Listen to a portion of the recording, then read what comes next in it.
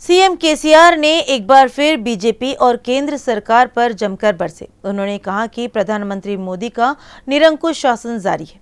उन्होंने कहा कि केंद्र की गलत नीतियों के कारण तेलंगाना सरकार को 3 लाख करोड़ का नुकसान हुआ।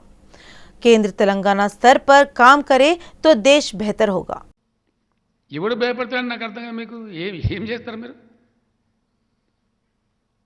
ఏం మీతో అవుతుంది ఏందని మన్ను కూడా కాదు ఏమవుతుంది దొంగలకు భయం మీరు తప్పులు చేసిన భయం ఎవరిని భయపడిస్తారు నాకు అర్థం కాదు అధికారం ఎవరికి కావాలి నాకా కేసీఆర్ ఇసిరి పారేస్తాం ఇట్లా ఓ దిక్కుమాలినటువంటి లొడలొడలో కట్టపత్తడు కాకరకాయ ఎత్తాడు ఏమవుతాడు కాకరకాయ ఎత్తాడు వీక్తాడు ఇక్కడ తెలంగాణలో అంటే అంతులేని అహంకారము మీరు న్యాయ వ్యవస్థను సహించరు ప్రజాస్వామికం గెలిచే వాళ్ళని సహించరు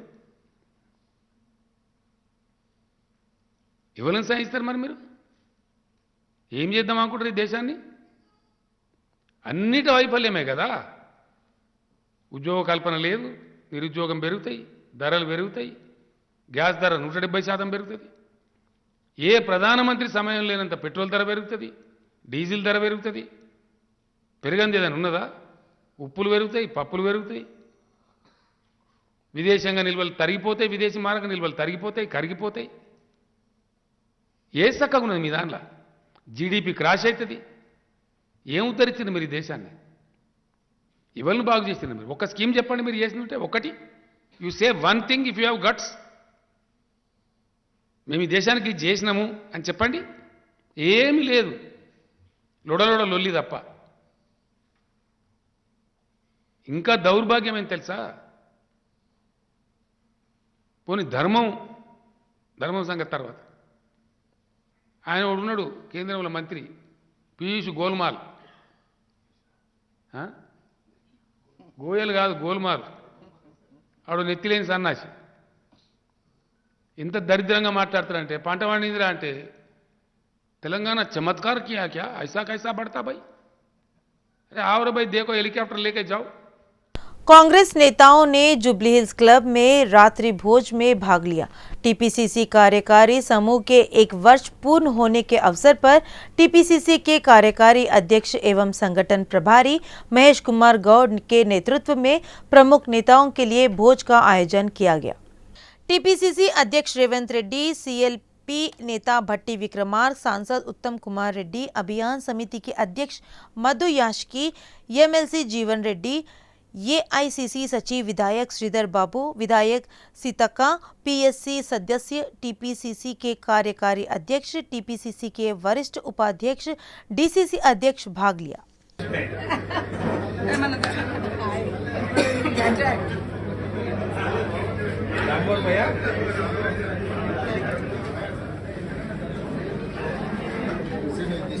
మీ బర్త్డే నిన్న హ్యాపీ బర్త్డే। शहर के जुड़वा जलाशय पानी से लबालब भर गए हैं।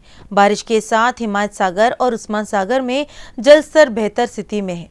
जैसा कि मौसम विभाग ने कहा कि अगले 3 दिनों तक बारिश होगी। हिमायत सागर के 2 और उस्मान सागर के 2 फाटक खोलकर मुसी नदी में 1 फुट का पानी छोड़ा। हिमायत सागर जलाशय 686 क्यूसेक पानी छोड़ने के लिए 2 फाटकों को खोला गया है। उस्मान सागर से मुसी नदी में 208 क्यूसेक पानी छोड़ने के लिए 2 फाटकों को खोला गया है। इसी के साथ जल बोर्ड के एमडी दाना किशोर ने विभिन्न विभागों के अधिकारियों को मुसी नदी के जल ग्रहण क्षेत्रों को लेकर सावधान रहने की सलाह दी। राज्य में बारिश से ई-सेट और एम-सेट परीक्षा प्रभावित होगी। शेड्यूल के मुताबिक इस महीने की 14 तारीख से 13वीं और एम-सेट परीक्षाएं, ई-सेट परीक्षाएं आयोजित की जानी चाहिए। बारिश के मद्देनजर सरकार ने शिक्षण संस्थाओं में 3 दिन की छुट्टी का ऐलान किया है। इस संदर्भ में उच्च शिक्षा परिषद के अधिकारियों ने परीक्षा के आयोजन पर पुनराविचार किया है। उच्च शिक्षा परिषद के अध्यक्ष प्रोफेसर आर लिम्बाद्री ने टीसीएस अधिकारियों के साथ समीक्षा की। टीसीएस के सूत्रों के मुताबिक अगर बाढ़ के कारण संचार और परिवहन व्यवस्था बाधित होती है तो परीक्षा के आयोजन में बाधा आएगी। जानकारी यह है कि बारिश की संभावना के मद्देनजर परीक्षाएं स्थगित की जा सकती है।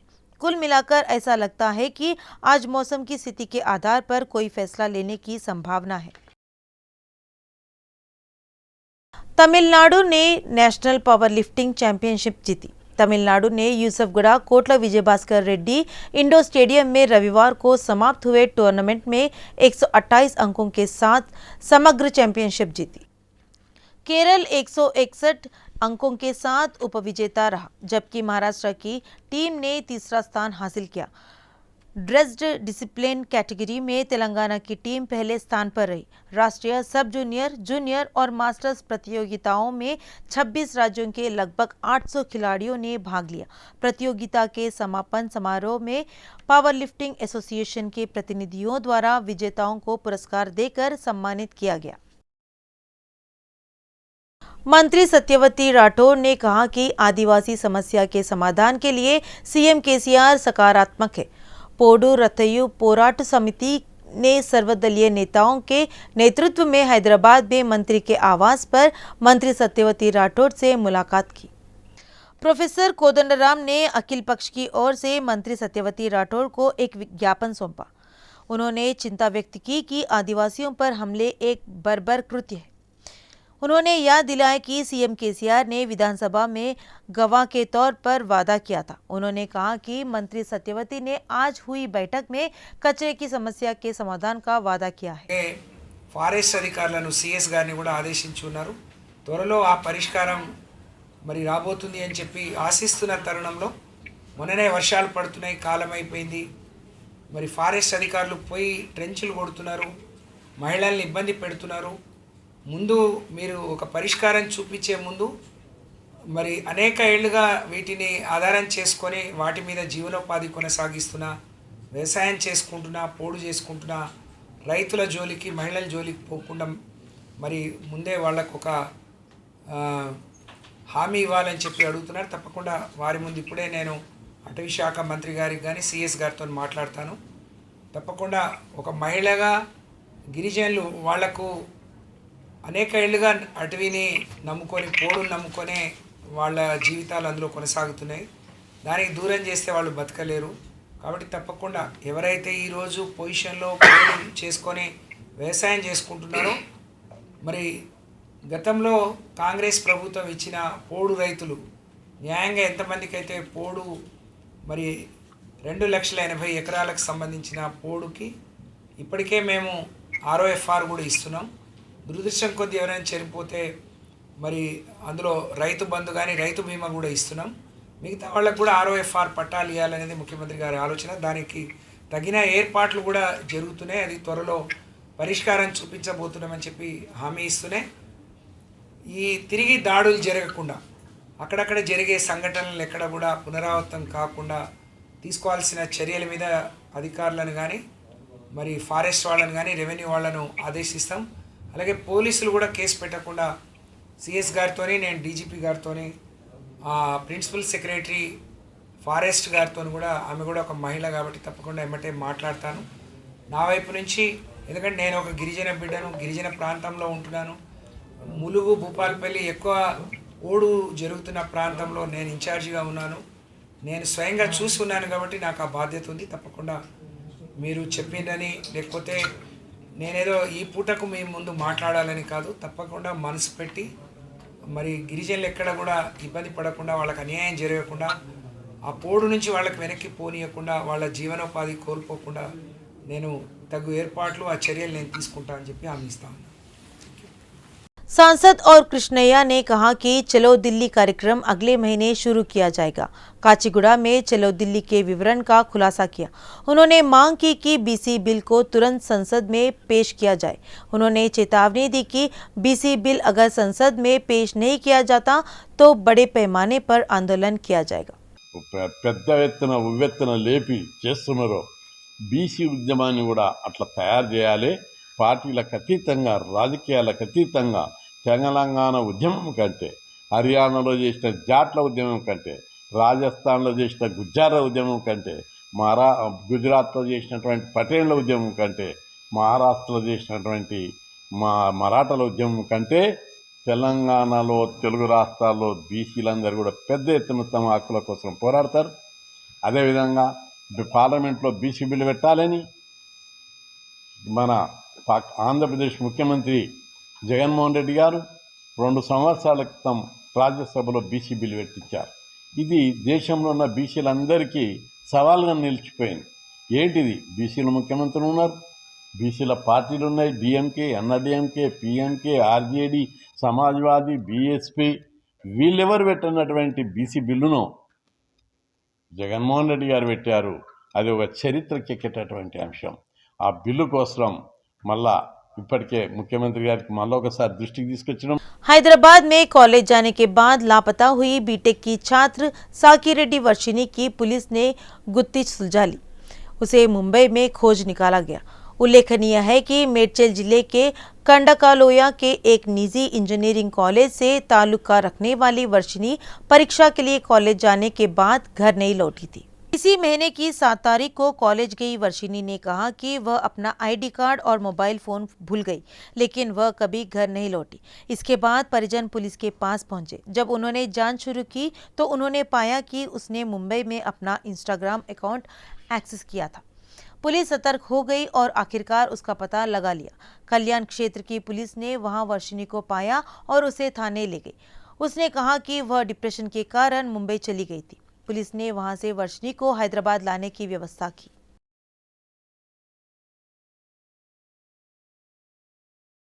शहर में मोबाइल चोरी के मामले में चौंकाने वाले तथ्य सामने आए हैं।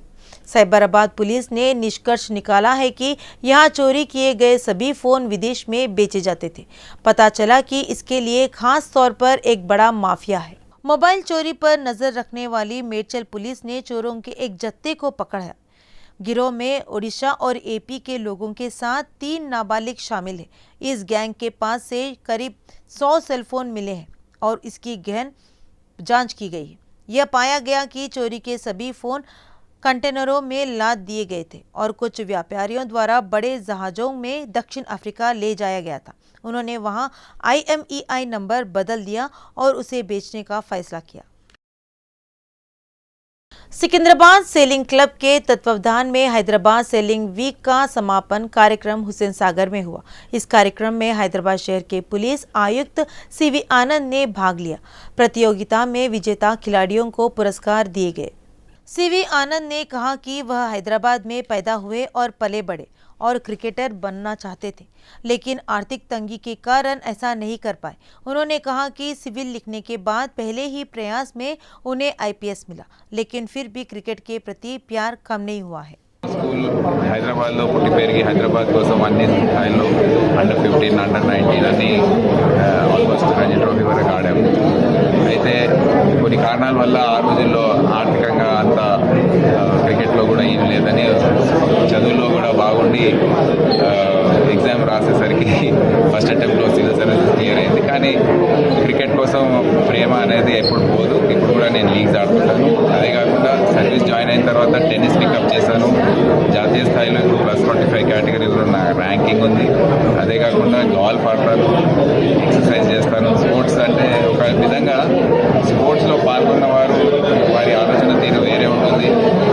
టీమ్ వర్క్, టీమ్ ఏ విధంగా నడిపించాలి, టీంలో ఏ విధంగా ఒక సభ్యునిగా ఉండాలి, అందరినీ మోటివేట్ చేసి ఏ విధంగా ముందుకు వెళ్ళాలనే ఈ స్కిల్స్ అనేది బాగా. गच्चीबोली के लॉरेंस एंड मेयो चश्मा शोरूम में फैशन शो का आयोजन किया गया। रेबन का चश्मा पहने मॉडल द्वारा रैंप वॉक ने सभी को प्रभावित किया। प्रसिद्ध कंपनी रेबन के सहयोग से इस 3 दिवसीय प्रदर्शनी में 460 प्रकार के चश्मे उपलब्ध हैं। सभी आयु समूहों के अनुरूप चश्मे उपलब्ध हैं। लॉरेंस और मेयो शोरूम के प्रबंधक सुब्रमण्यम और राघवेंद्र ने कहा कि रेबन रिमिक्स नामक एक नए सेट के माध्यम से अतीत में रेबन चश्मा खरीदने वालों को फ्रेम, लेंस और चश्मा बदलने का अवसर दिया गया है। उन्होंने कहा कि वे स्पॉट पर ग्राहक के नाम के साथ अनुकूलित भी बनाएंगे। Spirits of the beautiful glasses right now. So of course, as you're all set, usually when you walk in any of the stores,